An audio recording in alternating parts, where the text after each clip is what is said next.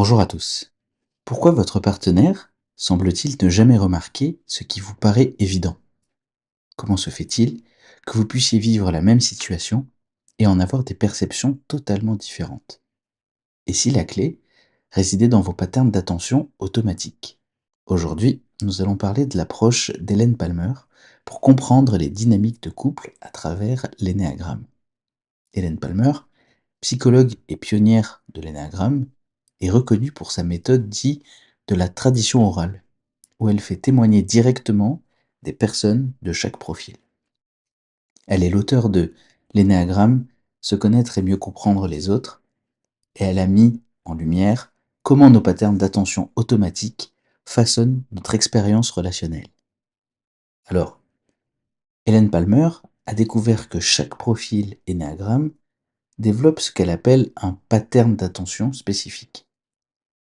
C'est-à-dire que nous ne prêtons pas tous attention aux mêmes choses dans une relation. Et c'est là que ça devient intéressant pour comprendre les malentendus qui peuvent exister dans un couple. Dans cet épisode, nous verrons d'abord le concept central des patterns d'attention selon Hélène Palmer. Ensuite, nous explorons sa théorie des 3 centres d'intelligence. Puis, nous découvrirons sa méthode d'observation sans jugement. Et pour finir, nous aborderons comment elle utilise la tradition orale pour créer de la compréhension mutuelle. Première partie, les patterns d'attention automatique. Commençons par ce concept fondamental. Hélène Palmer explique que chaque profil énéagramme a développé un pattern d'attention spécifique qui filtre la réalité. C'est complètement automatique et c'est complètement inconscient.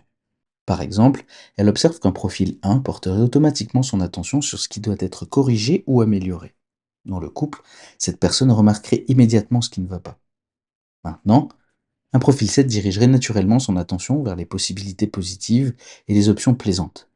Même situation, attention totalement différente. Et puis, ces patterns d'attention créent notre réalité subjective. Hélène Palmer insiste sur ce point. Nous ne voyons pas le monde tel qu'il est, mais à travers le prisme de notre pattern d'attention. Dans un couple, 2 réalités subjectives cohabitent. Sans cette compréhension, les conflits sont inévitables.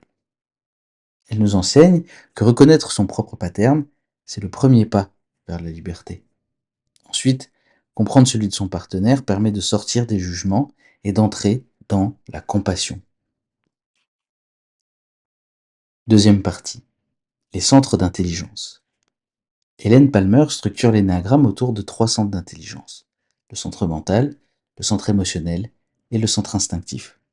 Chaque profil a un centre dominant qui influence profondément sa façon d'être en relation.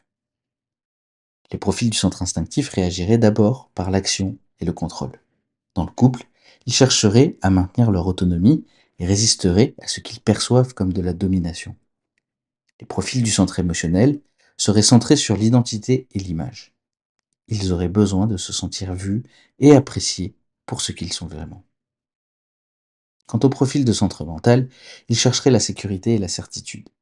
Dans la relation, ils auraient besoin de comprendre, d'analyser, de prévoir.